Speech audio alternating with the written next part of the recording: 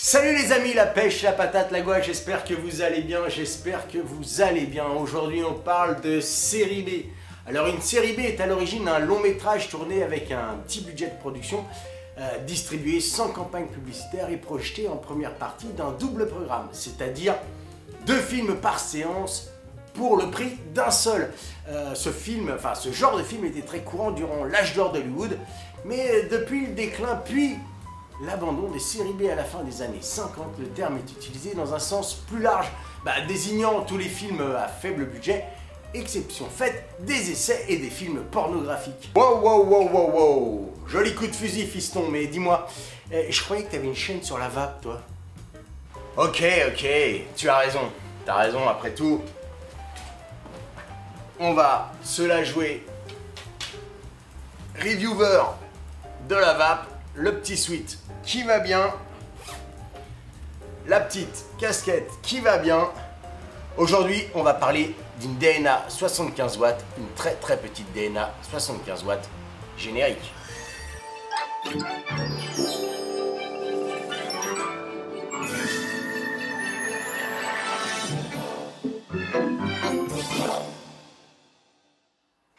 La série B, voilà son nom, de chez Jack Vapor. Alors, Jack Vapor, c'est une société anglaise à qui l'on doit la série B Tilt 50 watts, la bien connue. Enfin, pas du tout, alors moi j'ai vraiment découvert cette marque que je ne connaissais pas du tout.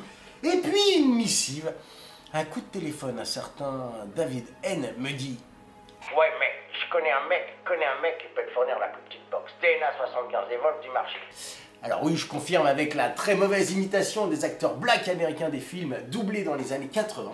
Mais je lui fais, ok mec, si tu connais un mec qui connaît un mec, eh ben dis à ton mec de m'envoyer le matos. Donc David N, pour ne pas le citer, a demandé à un certain Florent B de me fournir cette box parce que oui, il semblerait que dans certains milieux, on s'autorise à penser que cette box serait disponible chez Pipeline. Bref, peu importe, il est quand même curieux de constater qu'il y a une époque où la mode, où l'envie de la communauté est à la boxe d'Isaacu. Si, ça existe. Jack Vapor se concentre sur cette petite box. Et je dois avouer que, de un, ils ont eu une très bonne idée, mais que deux, ils ont très bien, concrétisé cette idée. Et oui, sur quoi ils n'ont pas hésité à s'associer avec Evolve, que l'on connaît pour certains matériels AN, pour l'électronique de la boxe. Et oui, un DNA 75 de chez Evolve s'est retrouvé compressé dans la toute petite box que voici. Alors, commençons par le commencement. Le haut de la box. Jusque là, rien de nouveau. En partie haute, on a le sempiternel Plo 510 flottant. Alors attention, c'est calculé pour des têtes en 22 mm, donc tout ce qui est plus large ne sera pas flush. On remarquera aussi 3 nervures pour l'arrivée d'air de nos chers ancêtres. De nos vieilles têtes qui ne possédaient pas encore à l'époque d'airflow intégré, parce que oui, pour les plus anciens, souvenez-vous qu'à une époque, certains atomiseurs, voire même tous, ne possédaient pas d'airflow réglable. On va ensuite apercevoir, juste au-dessus du bouton Fire, une légère inclinaison dans le carter de la box. Je veux dire que sans être indispensable, on y trouve vite un petit confort indéniable et qui, pour ma part, rompt un petit peu avec les lignes trop sobres de cette box. En descendant sur la face avant, on trouvera le bouton Fire qui est mûr. Oui, j'ai bien dit mûr. Oui, je veux dire par là qu'il est ni mou ni dur. Donc, il est mûr. Toujours en descendant, on tombe sur l'écran LED.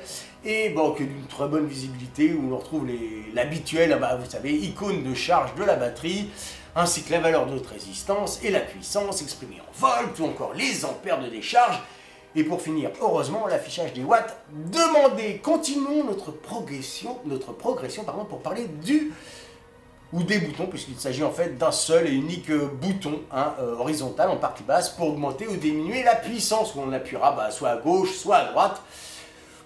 Tout comme le bouton Fire, il est mûr, et tout comme le bouton Fire, il laisse échapper un léger clic que j'adore. Bref, pour la partie basse, on va trouver le port USB qui servira pour le rechargement, bien sûr, mais aussi pour les mises à jour et autres configurations pass-through, mises à jour et configurations qu'on fera sur le logiciel Scribe de chez Evolve, qu'on retrouve gratuitement sur leur site.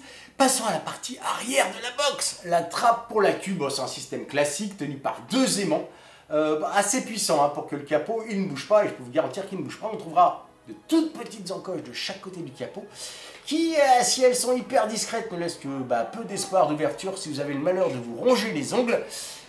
Mais revenons à l'essentiel, ça dit quoi? Eh bien ça dit que du bon.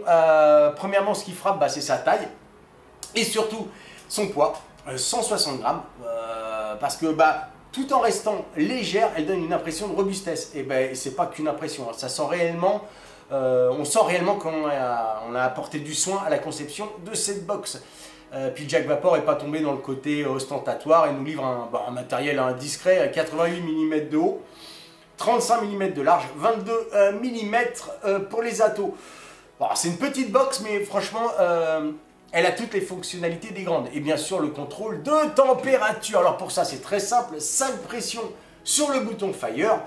Ça lock votre box. Et ensuite, appuyons sur le Fire, plus un appuyons sur le plus et le moins en même temps. Et au miracle, vous verrez défiler les différents modes. Stainless steel, enfin, tout le tout team. Bref, on peut naturellement bloquer sa puissance et moult autres fonctions. Bref, elle a toute une grande. Pour ma part, je l'ai associé à un avocado, premier du nom, 22 mm, et ça fonctionne parfaitement. Bon, après l'avoir testé plusieurs jours, je dois bien l'avouer, je trouve que c'est une box parfaite pour être utilisée au quotidien. On regrettera peut-être son unique accu, mais je reste persuadé qu'avec un atomiseur pas trop gourmand en watts, c'est une box parfaite.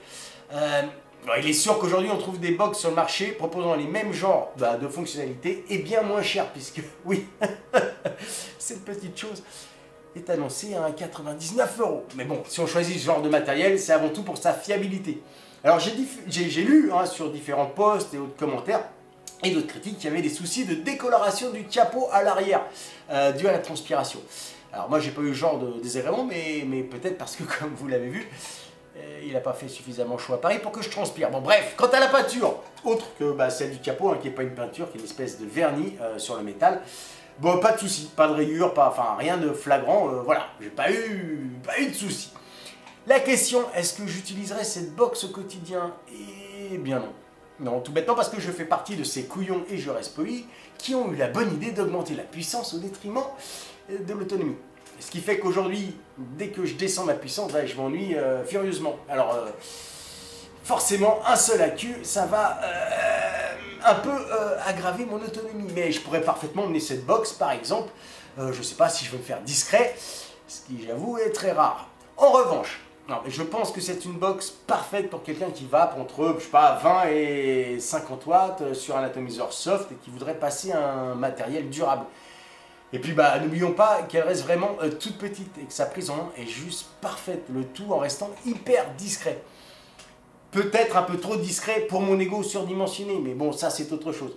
Tout ça pour dire que oui, c'est une box que je vous recommande, si votre portefeuille le permet. Je reste persuadé qu'il s'agit d'un matériel de très bonne qualité, qui ne vous décevra pas grand chose d'autre à vous dire. Je crois que j'arrive à la fin de mes jours, non, à la fin de cette vidéo, pardon. Je vous fais des gros bisous masculins. N'oubliez pas, je serai présent au VAP Expo fin septembre. Je vous y attends nombreux pour faire des gros bisous masculins, comme je viens de vous le dire. Et enfin, voilà, je vous fais 2-3 petites barres pour vous montrer que ça vape vraiment bien. Ça va, je suis à 50 watts et c'est le bonheur. J'adore cette petite Jack Vapor. Voilà, je vous fais des gros bisous masculins. N'oubliez pas, nous sommes la résistance. Et comme je dis toujours, petite barre pour le départ.